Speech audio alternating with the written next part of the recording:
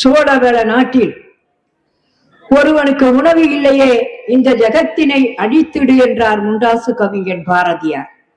அவரின் கூற்றுக்கு இணங்க விவசாய மக்களை வாழ வைக்க விவசாயிகளுக்கு தேவையான சட்டத்திட்டங்களை உருவாக்கி கொடுக்க பிறந்தவர் நமது ஐயா திரு மரியாதைக்குரிய சி நாராயணசாமி நாயுடு ஐயா அவர்களின் பிறந்த நாள் விழா. அவர் வையம்பாளையத்திலே வாழ்ந்தவர்.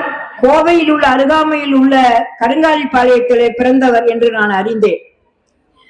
சிறிய விவசாயி, ஒரு 20 ஏக்கர் கொண்ட அந்த விவசாய நிலம். அப்படிப்பட்டவர் இந்த விவசாயிகளுக்கு மின்சாரம் கொடுக்காமலும் அந்த விவசாயிகளுக்கு உழுகிறவருக்கு முன்ன உணவு இல்லாமல் துவண்டு போன விவசாயியின் வாழ்க்கையை பலப்படுத்தவே தன்னுடைய வாழ்க்கையை அர்ப்பணித்து அவருடைய மிகப்பெரிய அறப்போராட்டங்களில் பல விவசாயிகளை தலைவர்களை இணைத்துக் கொண்டு இந்த நாட்டுக்காக மிகப்பெரிய ஒரு தியாகத்தை செய்து போராட்ட களத்தில் கூட 43 உயிர்களை பறிகொடுத்த இந்த விவசாய பூமி அதையெல்லாம் நமக்கு செய்து கொடுத்து விட்டு இந்த பிறந்த பூமியிலே அவரை நினைத்து இன்று இந்த விழாவை சீரோடும் சிறப்போடும் ஒரு வார காலமாக ஊன் உறக்கம் இல்லாமல் ஏற்பாடு செய்து இந்த பகுதியிலே விவசாய தலைமையிடமாக கொண்டு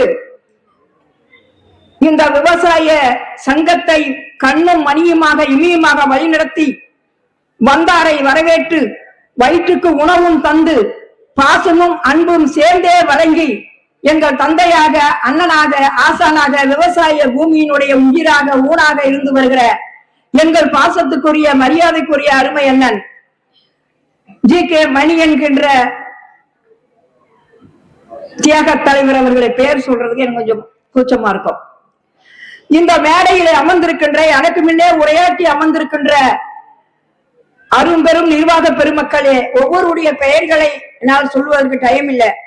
எனவே இந்த மேடையில் அமர்ந்திருக்கின்ற இந்த சங்கத்துக்காக அரும்பாடுபட்டு பெண்களை அதிகப்படியாக இந்த இணைத்து நல்ல ஒரு நிர்வாகத்தை கொடுத்து கொண்டிருக்கிற அன்பு சகோதரிகளே, இந்த வரவேற்புரை நிகழ்த்தி கொண்டிருக்கிற என் அன்பு மகள், இந்த குடும்பத்தில் ஒரு பிள்ளையாக இல்லாமல் தன்னுடைய தந்தைக்கு இந்த சங்கத்துக்கும் ஒரு தூணாக செயல்பட்டு வருகின்ற அன்பு சகோதரி பிரியா அவர்களே, அன்பு மகன் ஐயா, அன்பு மகன் தன்னலம் பருதாமல் சின்ன வயதிலேயே பொது நலத்துக்காக தன்னை ஈடுபடுத்திக் கொண்டிருக்கின்ற வழக்கறிஞர் அன்பு தம்பி அவர்களே, அம்மா அதே போல மற்றும் இங்கு இருக்கின்ற வருகை தந்திருக்கின்ற அன்பு சகோதரிகளே, விவசாய சங்கம்னா சாதாரணம் இல்லைங்க.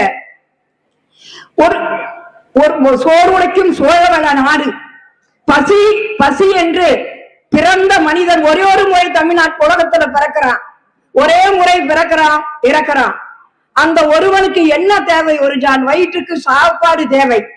அது கூட கிடைக்காத இந்த நாட்டிலே, இந்த வையகத்திலே, இந்த உலகத்திலே அந்த விவசாயிகளை பாதுகாக்கக்கூடிய அந்த நிலைமையில் நாம் எப்படி அவர்களோடு இணைந்து பயணிக்க வேண்டும் என்பது மிக முக்கியமான இந்த விவசாய சங்கம்.